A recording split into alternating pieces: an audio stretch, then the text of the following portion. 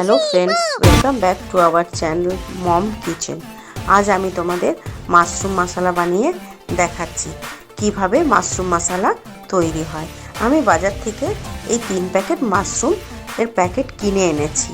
এইগুলো প্যাকেট থেকে বের করে নেবো থালাতে। তারপরে মাশরুমগুলো কিভাবে পরিষ্কার করছি দেখে নাও। একটা ছুরি নিয়ে মাশরুমগুলোকে আমি পরিষ্কার করে নিলাম। এরপরে সেগুলোকে দেখবে কোনোটা বড় থাকে কোনোটা ছোট থাকে। বড় থাকলে 4 টুকরো করবে, ছোট থাকলে 2 টুকরো করে নেবে।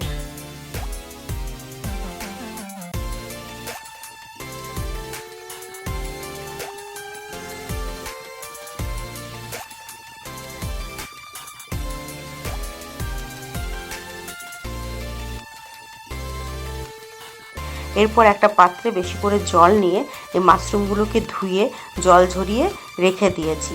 এরপর কড়াইতে রিফাইন অয়েল দেবো। রিফাইন অয়েলটা যখনই গরম হবে তখন একটা এলাচ আর একটু জিরে ফোড়ন দেবো। এলাচ আর জিরে ফোড়ন দেওয়ার পরে আমি ছোট ছোট করে পেঁয়াজ কুচিয়ে রেখেছি 2টো মিডিয়াম সাইজে। সেই পেঁয়াজ কুচিগুলো সেই তেলের মধ্যে দিয়ে দেবো। যখনই লাল লাল হয়ে যাবে পেঁয়াজ কুচিগুলো দেওয়ার পরে নাড়লে তখনই আমি এর মধ্যে মশলা দেবো।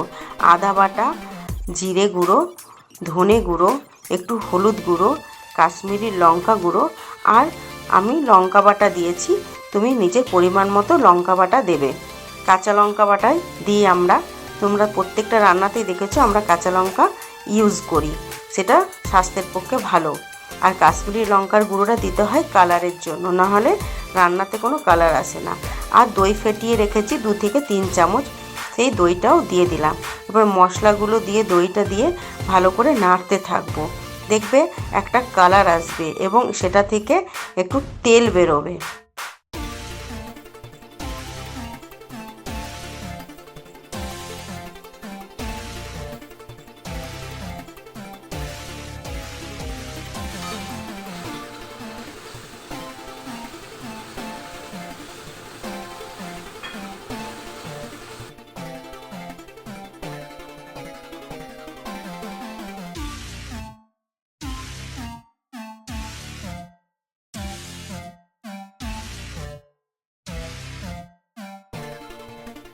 তেলটা যখন বেরোবে আমি মিডিয়াম সাইজের 2টো টমেটো মিক্সিতে কাঁচা টমেটো বেটে রেখেছি। সেই কাঁচা টমেটো বাটাটা আমি এই মশলা কষানো আছে, দেখো তেল বেরিয়ে এসেছে। এবারে সেই টমেটো বাটাটা আমি দিয়ে দিচ্ছি। এবার টমেটো বাটাটা দেওয়ার পরে একটু নাড়বো। মশলাটা দেখবে একটু ফুটে এসেছে অর্ধেকটা, মানে মশলা কাঁচা যেন টমেটোর গন্ধটা না ছাড়ে। দেখবে কাঁচা টমেটোর স্মেল কেমন লাগে না, সেজন্য ওটা আমি মশলাটা ভালো করে কষে নিচ্ছি।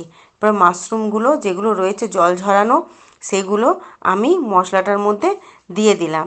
এবার ভালো করে সেটাকে নেড়ে চেড়ে মশলাটা দিয়ে আমি ঢাকা দিয়ে দেবো। এটার মধ্যে কিন্তু কোনো জল দিও না, কারণ মাশরুম থেকে যখনই ঢাকাটা দেবো মাশরুম থেকে একটা জল বেরোয় নিজস্ব, সেই জলটাতেই কিন্তু এটা সেদ্ধ হয়ে যাবে। এরপরে ঢাকাটা দেওয়ার পরে মিডিয়াম আঁচ করে আমি ঢাকাটা দিয়ে দেবো।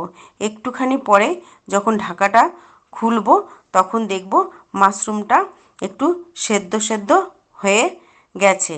যখনই মাশরুমটা সেদ্ধ হয়ে যাবে তখনই আমি ওর মধ্যে গরম মশলা, কাসুরি মেথি আর আন্দাজ করে তুমি চিনিটা দেবে। যে যতটা যেভাবে তুমি খাবে টেস্টটা তোমার ওপরে ডিপেন্ড করে।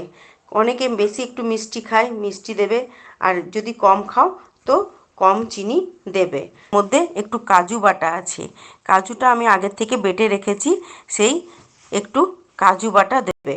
কাজু বাটা, চিনি এসব দেওয়ার পরে মিক্সড হয়ে যাওয়ার পরে দেখবে আবার একটু ঢাকাটা দিয়ে দেবে। ঢাকনাটা দেওয়ার পরে আবার যখন খুলবে দেখবে তোমার মাশরুম একদম রেডি। একটা টেস্টি মাশরুমের রেসিপি। বাজারে আমরা কিনতে গেলে প্রচণ্ড পরিমাণে দাম নেয় রেস্টুরেন্টে, কিন্তু বাড়িতে যদি এটা তৈরি করো কম খরচে অথচ পরিমাণে অনেকটা হয়, আর খেতেও খুব টেস্টি একটা রান্না। সকলেই দেখবে এই মাশরুমটা খেতে খুব ভালোবাসে।